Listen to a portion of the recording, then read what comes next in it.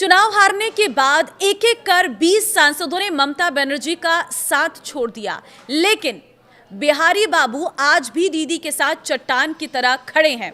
कौन है वो दो जिन्होंने ममता बनर्जी का साथ अभी तक नहीं छोड़ा, आज आपको बताते हैं और उन दोनों के बारे में आपकी क्या राय है, आप मुझे कमेंट में जरूर बताना।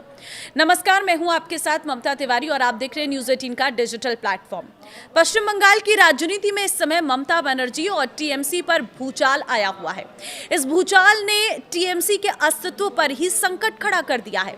बंगाल की सत्ता गंवाने के बाद ममता बनर्जी ने अपने राजनीतिक जीवन में कभी ऐसी बेबसी नहीं देखी होगी। अच्छे दिनों में ममता बनर्जी ने जिन जिन नेताओं को अर्श से फर्श पर पहुंचाया, उन्हें बड़े बड़े पद दिए। अच्छे दिनों में ममता बनर्जी ने जिन जिन नेताओं को बड़े बड़े पद दिए, बड़ी बड़ी जिम्मेदारियां दी, आज टीएमसी के बुरे दिनों में उनमें से तकरीबन सारे नेताओं ने पाला बदल लिया है या दीदी का साथ छोड़ दिया है। हालात इस कदर बिगड़ चुके हैं कि संसद के दोनों सदनों को मिलाकर टीएमसी के करीब 20 सांसदों ने बगावत का बिगुल फूंकते हुए संसद में अलग गुट बनाकर बैठने तक का मन बना लिया है। लेकिन टीएमसी के इस दुख की घड़ी में दो बिहारी सांसद आज भी चट्टान की तरह ममता के साथ खड़े हैं। टीएमसी के सबसे बड़े और खौफनाक बिखराव के बीच ममता बनर्जी के लिए सबसे बड़ी राहत और हौसले की खबर बिहार से आने वाले दो दिग्गज नेताओं की तरफ से आई है, शत्रुघ्न सिन्हा और पूर्व क्रिकेटर कीर्ति झा आजाद। आज भी ममता बनर्जी के पीछे चट्टान की तरह मजबूती से खड़े हैं। जहां बंगाल के अपने सिपह सलाहकार दीदी को अकेले छोड़ रहे हैं, वहीं बिहार के इन दो दिग्गजों ने यह साबित कर दिया है कि वे केवल सत्ता के सुख में नहीं बल्कि संकट के इस दौर में, सबसे बुरे दौर में दीदी के सच्चे और वफादार सिपाही हैं। कब हुई थी दोनों दिग्गजों की टीएमसी में एंट्री, पहले वो बताते हैं। शत्रुघ्न सिन्हा और कीर्ति झा आजाद दोनों ही भारतीय जनता पार्टी के पुराने और कद्दावर चेहरे रहे थे, जिन्होंने बाद में कांग्रेस का रुख किया और ममता बनर्जी के नेतृत्व पर भरोसा जताते हुए तृणमूल कांग्रेस का दामन थामा था। कीर्ति झा आजाद की टीएमसी में एंट्री नवंबर 2021 में हुई थी। आजाद ने ममता बनर्जी की मौजूदगी में टीएमसी की सदस्यता ली थी। ममता ने तुरंत राष्ट्रीय स्तर पर पार्टी का बड़ा चेहरा बनाया। वर्तमान में आजाद पश्चिम बंगाल के वर्धमान दुर्गापुर लोकसभा निर्वाचन क्षेत्र से सांसद हैं। शत्रुघ्न सिन्हा की एंट्री हुई थी मार्च 2022 में टीएमसी में। बॉलीवुड के दिग्गज अभिनेता हैं और पूर्व केंद्रीय मंत्री बिहारी बाबू शत्रुघ्न सिन्हा बाद में आसनसोल से टीएमसी के सांसद चुने गए।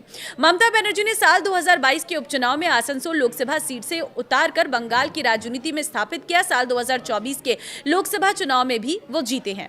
ममता बनर्जी ने इन दोनों बाहरी गैर बंगाली नेताओं को पार्टी के भीतर जो सम्मान और राजनीतिक तरजीह दी है, उसकी मिसाल बंगाल की राजनीति में कम ही मिलती है।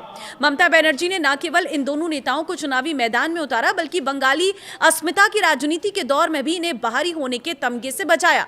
शत्रुघ्न सिन्हा को आसनसोल जैसी बड़ी और हिंदी भाषी बहुल सीट से टिकट दिया, जहां उन्होंने रिकॉर्ड मतों से जीत दर्ज की। वहीं कीर्ति झा आजाद को भी पार्टी के भीतर राष्ट्रीय प्रवक्ता और थिंक टैंक के रूप में बड़ी जिम्मेदारी दी गई। मौजूदा समय में जब संसद में टीएमसी के 20 सांसदों के बागी रुख अख्तियार करने और अलग बैठने की बातें चल रही हैं, तब भी शत्रुघ्न सिन्हा और कीर्ति आजाद ने स्पष्ट कर दिया है कि वो ममता बनर्जी के साथ किसी भी परिस्थिति में विश्वासघात नहीं करेंगे। बिहार के एक वरिष्ठ पत्रकार कहते हैं कि राजनीति में वफादारी की कीमत तब पता चलती है जब नाव डूब रही हो। बंगाल के स्थानीय नेता और सांसद भले ही अपने राजनीतिक भविष्य को सुरक्षित करने के लिए बागी गुट या सत्ता पक्ष के दरवाजे खटखटा रहे हैं, लेकिन बिहार के इन दोनों नेताओं ने साफ कर दिया है कि वे ममता बनर्जी के नेतृत्व के प्रति पूरी तरह से प्रतिबद्ध हैं। वे बगावत का हिस्सा नहीं बनेंगे। ये कदम दिखाता है कि इन दोनों दिग्गजों के लिए नैतिक मूल्य और ममता दीदी का पुराना सम्मान के साथ बिहारी होने पर गर्व और तात्कालिक राजनीतिक लाभ से कहीं बढ़कर है।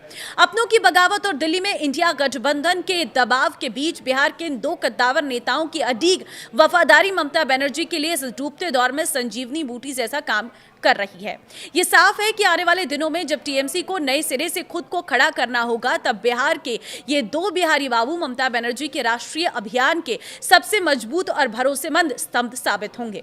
आपको क्या लगता है? अपनी राय जरूर दें, इस वीडियो को शेयर कर दें। नमस्कार।